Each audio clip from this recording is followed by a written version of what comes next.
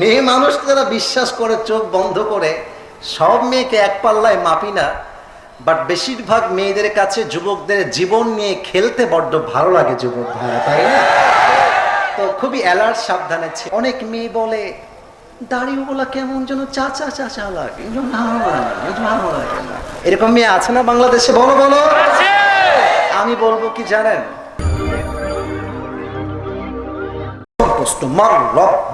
আমাদের রব একজন। এটা সাতক্ষীরার আওয়াজ, অসম্ভব অসম্ভব হতে পারে না। আরেকবার, আমাদের রব একজন। তিনি কে? আল্লাহ আমার রব। গান, আল্লাহ আমার রব, দমে দমে তনু মনে তারি অনুভব। তোমার দুনিয়াতে আমি যেদিকে তাকাই, অথই নেয়ামতে ডুবে আছি সবাই। পাখপাখালির কণ্ঠে শুনি তসবি কল রব, তসবি কল রব। আল্লাহ আমার রব, এই রবই আমার সব। Number one question will be, who is your Lord? তোমার রব কে? আমরা বলবো আমাদের রব একজন। বলেন সবাই, তিনি কে? দুই নাম্বার, তারিফু হাদার রাজুল, do you know this person, who is he? তুমি কি মানুষটাকে চেনো? সবাই বলতে পারবে না। নো নো নো, মাইকটা একটু হটাই। আমার মুখে এইটা কালো কালো যে দেখা যায়, বলেন তো এইটার নাম কি? মাইক হটাইলাম তাও আওয়াজ নাই। আরেকবার, এইটার নাম কালো কালো, কি নাম? স্টেজ যারা আছেন, সামনে যারা আছেন, একটু বুঝে শুনে বলেন, আমি যে আমার নবীকে ভালোবেসে দাড়িটা রেখেছি, এম আই লুকিং খ্যাত? দাড়িতে আমাকে দেখতে আনস্মার্ট লাগতেছে? তোমরা কথা না বললে ওয়াজ হবে না। দাড়িতে কি আমাকে দেখতে অসুন্দর লাগে না সুন্দর লাগে? দাড়িতে আমাকে আনস্মার্ট লাগে না স্মার্ট লাগে? অনেক মেয়ে বলে দাড়িওয়ালা কেমন যেন চাচা চাচা লাগে, ভালো লাগে না। এরকম মেয়ে আছে না বাংলাদেশে? বলো বলো। আমি বলবো কি জানেন, এই যে মেয়েদের দাড়িওয়ালা পছন্দ না, এদের জন্য বিটিএস এর হিজড়া ছাড়া সেকেন্ড কোনো অপশন আমাদের কাছে না। আমার বিয়ের সময় যখন আমি মেয়ে দেখা শুরু করেছিলাম, ছি ছি ছি বলা যাবে না, ছি ছি ছি ছি, না না, যুবকরা মুরব্বী রাগ করে, বাদ দে এটা। আচ্ছা আরেকবার জিজ্ঞেস করি, বলা যাবে নাকি যাবে না? তা আমি যখন বিয়ের সময় পাত্রী দেখা শুরু করলাম, it has been maybe 3 years back, 3 বছর আগের কথা মনে পড়ে গেল তাই বলতেছি। মেবি এটা আমার 2 নাম্বার মেয়ে ছিল যাকে আমি বিয়ের উদ্দেশ্যে দেখতে গেছিলাম, বাট আমার সঙ্গে আমার বাবা মা কেউ ছিল না, আমি আর আমার আর একজন মানুষ সেখানে গেছিলাম দেখার জন্য।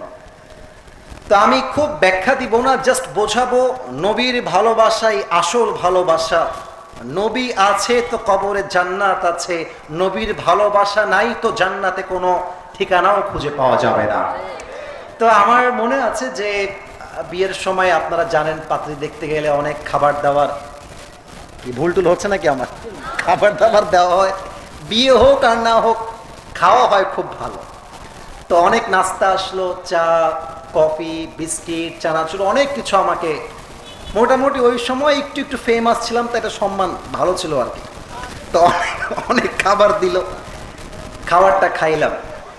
খাবারটা খেয়ে ভাবতেছি যে আল্লাহ, এত খাবার খাইলাম, মেয়ে যদি পছন্দ না হয় তাহলে তো মান সম্মান থাকবে না এত খাবারের। তো যাই হোক, কিছুক্ষণ পরে উনি বললেন যে মেয়ে এই রুমে আছে, আপনাকে কিন্তু উঠে গিয়ে ওই রুমে যেতে হবে দেখার জন্য। ওখানে ওনার মা বা ওনারা বসে আছে, মেয়ে ওখানে সাথে আছে, আপনাকে গিয়ে দেখতে হবে। তো আমি বললাম ঠিক আছে ভাই, তাহলে আপনি খাবারটা ক্লোজ করে ফেলেন, আমি যাচ্ছি, আমার যারা আছে তারা এখানে থাকবে, আমি একাই যাব।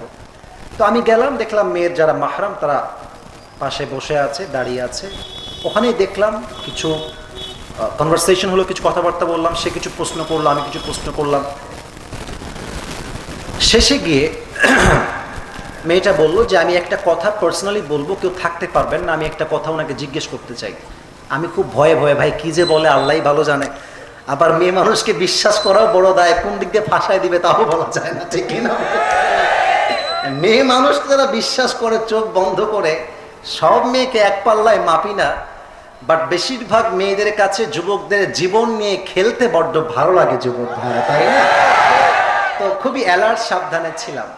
তো মেয়েটা আমাকে বিনয়ের সাথে একটা কথা বলছে যে ঠিক আছে, আপনার তো আমাকে মোটামুটি পছন্দ হয়েছে, আমারও আপনাকে অনেক পছন্দ হয়েছে, আপনাকে আমি আগের থেকেই চিনি, আপনার ওয়াজ আমার পুরো পরিবারের সবাই মোটামুটি শোনে, আমার সবাই আপনাকে ভালোবাসি, পছন্দ করি।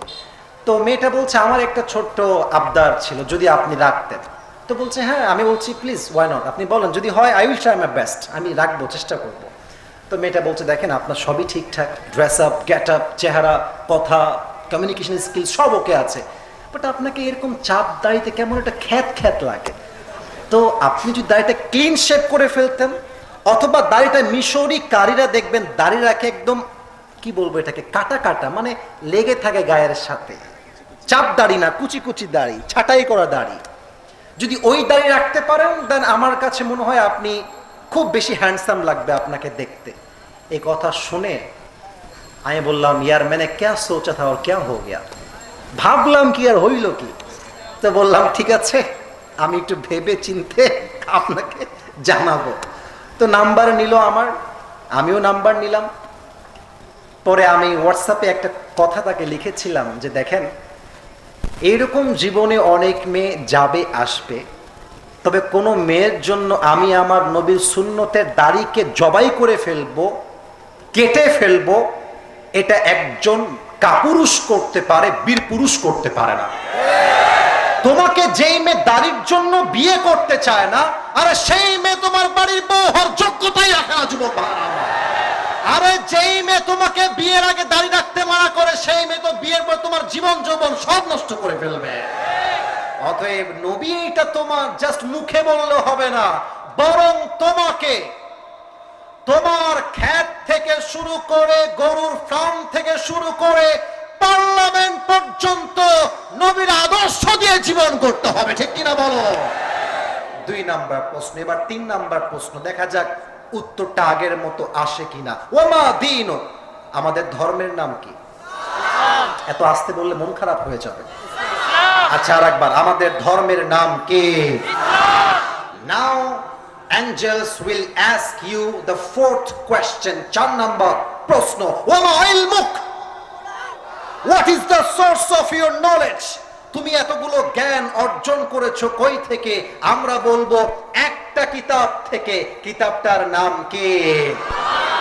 আমি আমার বগুড়ার মাহফিলে আমাকে বাধা দেওয়া হয়েছিল, এটা আপনারা হয়তোবা ফেসবুকে অনেকে দেখেছেন।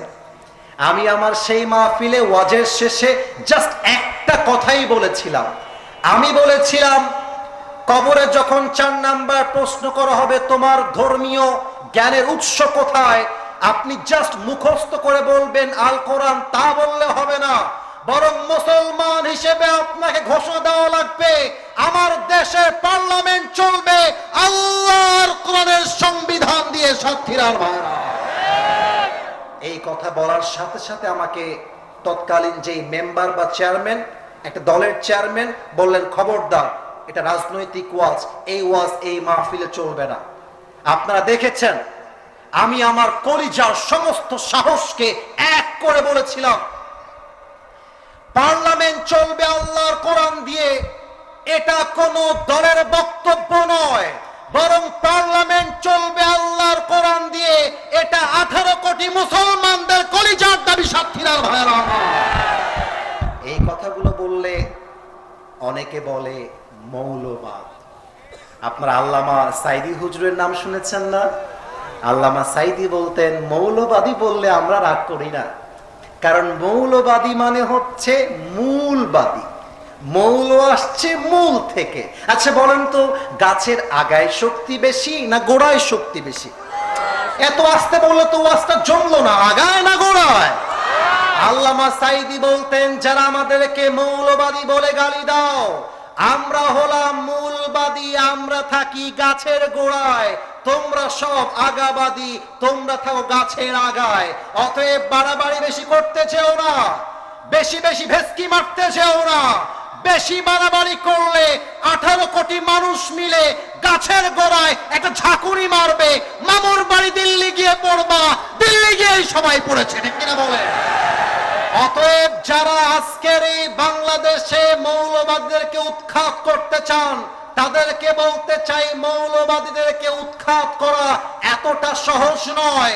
মৌলবাদী আসলে মূলবাদী, এবং আমি গ্যারান্টি দিয়ে বলতে পারবো আগামীতে ইসলামের পতাকা বাংলাদেশের পার্লামেন্টে শুধু নয়, আগামীতে ইসলামের পতাকা আমেরিকার হোয়াইট হাউসেও পপ পপ করে উড়বে। হাত তুলে বলো ঠিক কিনা?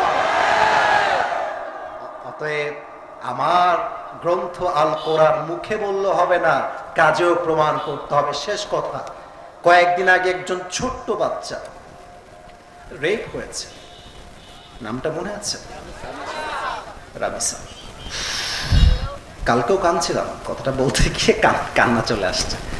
ছোট্ট একটা বাচ্চা মেয়ে গলাটা কেটে ফেলেছে। এবার ভাবেন তো, আপনার মেয়েটাকে, আপনার ছোট্ট বোনটাকে রেপিস্ট রেপ করে গলাটা কেটে রেখে দিয়েছে, আপনি গিয়ে দেখছেন দেহটা একদিকে গলার একদিকে। ভাবেন কি হবে আপনার? আমার ছোট্ট একটা বোন আছে, সরি, নাম হচ্ছে বুশরা। যারা ফেসবুক ইউটিউব চালাও, কয়েকজন দেখলে দেখতেও পারো তোমরা, যুবক, বয়স 8-9 হবে। রামিসার ভিডিও যখন বা নিউজ যখন আসছে, আমি ভেবেছি ফেক নিউজ হবে, ভাইরাল হওয়ার জন্য করছে, কারণ গলা কেটে ফেলেছে, এটা তো আগে দেখেছি কিনা মনে পড়ে না। পরে দেখলাম যে বড় বড় টেলিভিশন থেকে নিউজ হচ্ছে, চোখের পানি আটকাইতে পারলাম না। একটা বাচ্চা শিশুকে ধর্ষণ করে গলা কেটে ফেলে দিয়েছে। একটা মানুষ কতটা জানোয়ার, নিকৃষ্ট, চরিত্রহীন হলে এই কাজটা করতে পারে।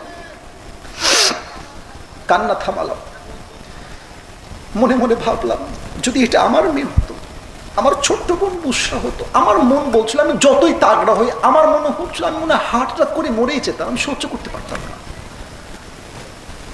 এর আগে মাগুরায় একজন ছোট্ট শিশু রেপ হয়েছে, না মনে আছে?